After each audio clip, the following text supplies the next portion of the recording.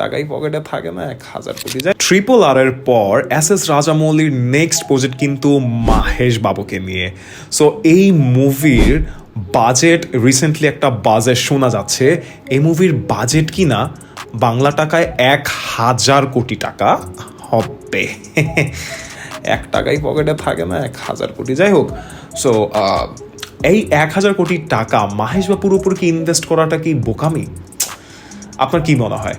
আমি আপনাকে বলছি, প্রডিউসাররা আসলে ইনভেস্ট করেছে শুধু মাহেশ বাবুর উপরেই না, তারা ইনভেস্ট করেছে এস রাজামৌলির উপরও। কারণ এস রাজামৌলি শুধু একজন ডিরেক্টরও না, S Rajamouli is a brand.